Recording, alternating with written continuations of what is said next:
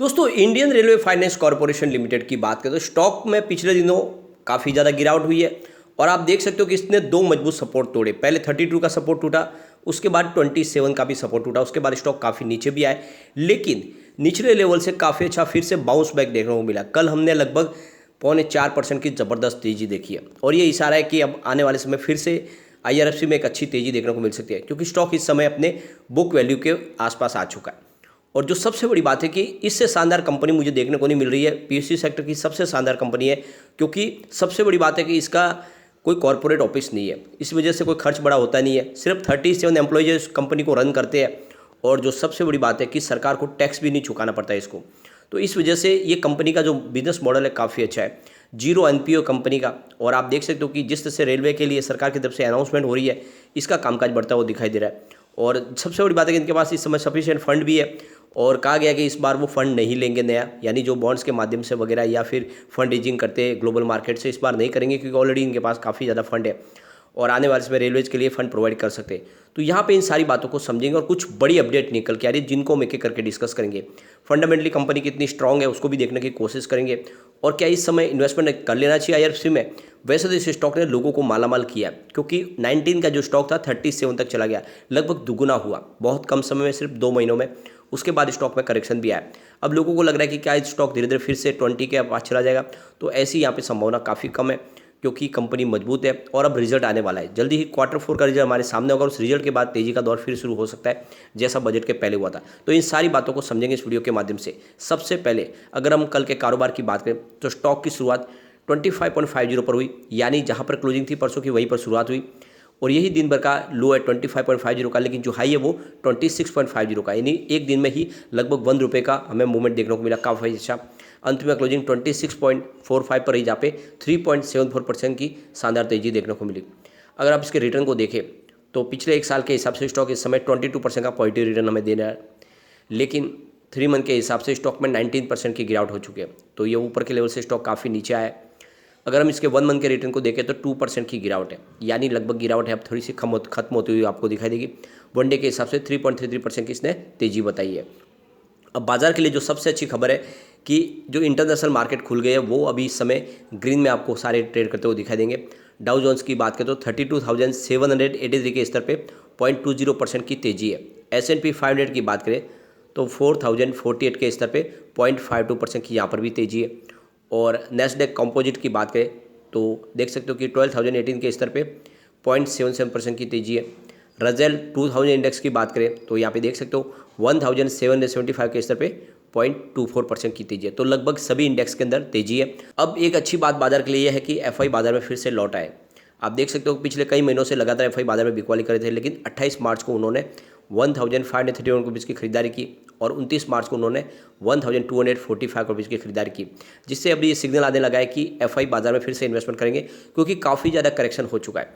जैसे कि आप ही लोग कहते हैं कि IRFC का स्टॉक नीचे आया, तो सिर्फ IRFC का स्टॉक नीचे नहीं आया, बल्कि सेंसेक्स में भी हमें लगभग 6000 की भारी गिरावट देखने को मिली है। ऐसे में सभी स्टॉक नीचे आए, जैसे माहौल पॉजिटिव बनेगा फिर से स्टॉक में एक तेज़ी का दौर शुरू हो सकता है।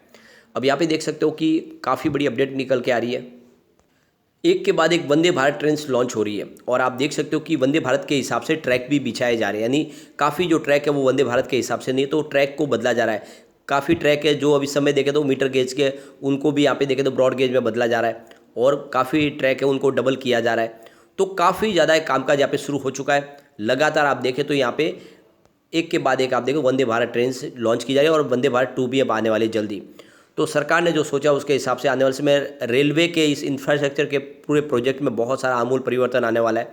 जितने स्टेशन है उनको मॉडर्न टेक्नोलॉजी से डेवलप किया जा रहा है, बहुत सारा इन्वेस्टमेंट होने वाला है। सरकार ने इस बार रेलवे के बजट में 30% का इजाफा भी किया है। तो ये जो आप समझ सकते हो ये सारी बातें जो है ये काफ़ी ज़्यादा उत्साहवर्धक है इस समय IRFC के लिए।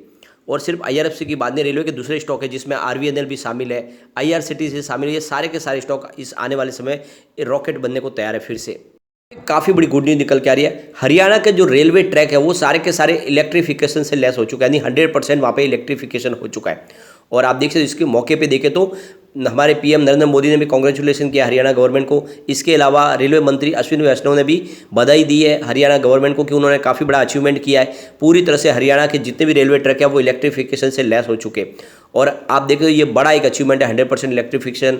आने वाले समय दूसरे राज्य भी इसमें आगे बढ़ेंगे, तो बहुत सारा यहाँ पे देखो निवेश होने की अब शुरुआत हो चुकी है। जिस तरह से इलेक्ट्रिफिकेशन के लिए देखें तो काफ़ी ज़्यादा निवेश की जरूरत पड़ेगी। IRFC के उसके लिए तत्पर है। आप देख सकते हो चाहे RVNL हो या फिर आप देखें रेलटेल हो, जितनी कंपनियां उन सबको रेलवे को फंड प्रोवाइड करती है IRFC।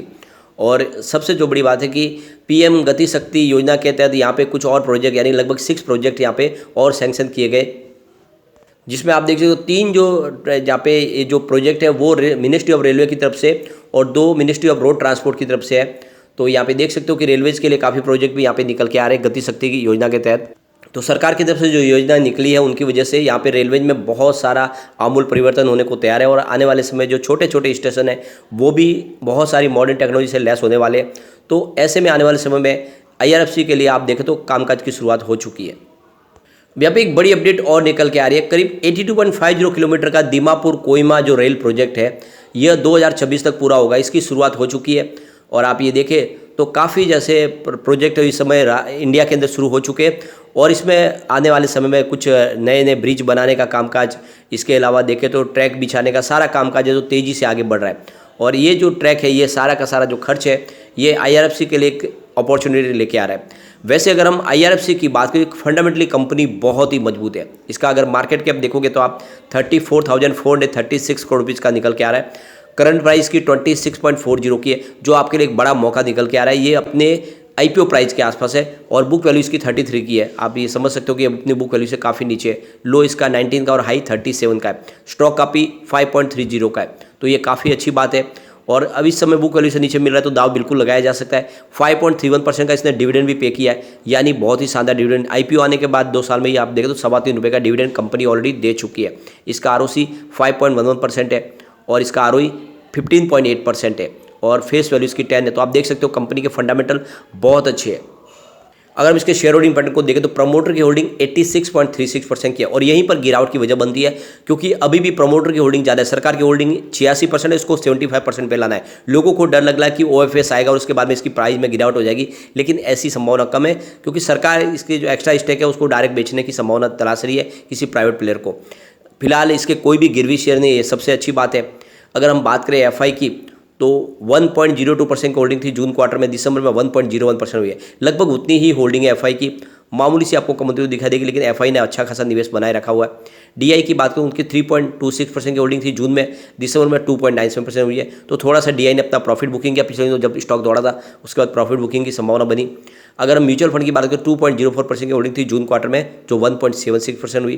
तो म्यूचुअल फंड ने भी अपनी होल्डिंग कुछ कम किया, उन्होंने भी अपना प्रॉफिट बुक किया। फिलहाल जनरल पब्लिक के पास 9.66% की होल्डिंग है, जो काफ़ी कम है। और इसी शेयर होल्डिंग पैटर्न के हिसाब से हम समझ सकते हैं कि ये स्टॉक बहुत मजबूत है और आने वाले समय आपको ये मालामाल कर सकता है। तो नजरिया लॉन्ग टर्म का लेके इसमें इन्वेस्टमेंट जरूर करना चाहिए। ये आने वाले समय आपको एक मल्टी बैग रिटर्न देने को तैयार है। लेकिन फ्रेंड, कोई भी इन्वेस्टमेंट करने से पहले अपने फाइनेंशियल एडवाइजर से बारे में ले ले या अपना खुद का रिसर्च करें, क्योंकि मैंने वीडियो आपके एजुकेशनल पर्पज के लिए ही बनाया। वीडियो पसंद आए तो लाइक शेयर जरूर कीजिए और चैनल को सब्सक्राइब कर दीजिए। Thank you friend.